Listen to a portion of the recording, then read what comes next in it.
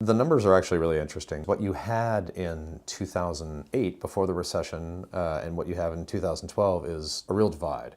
These people who live in more urban places, the number of people 55 and over, 60 and over, 65 and over, the number of people in the workforce has declined in those age groups. But when you get out to more rural places, the number of people in the workforce has actually increased, and actually increased dramatically from about 21% of the workforce to 29% of the workforce.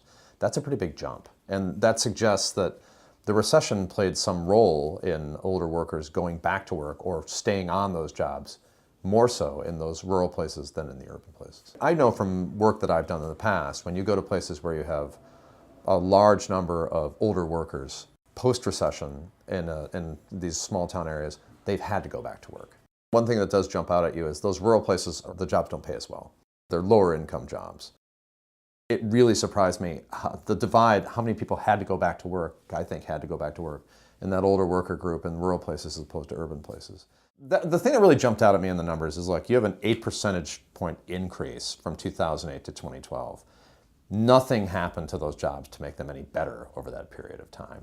The pay clearly did not go up, because you can just look at national statistics. Pay was not going up at that time. What we really may have when it comes to older workers is, two sets of problems, where you're going to go out to these rural places, and the problem is they don't have enough money. Look, Social Security isn't going to really work, right, alone by itself.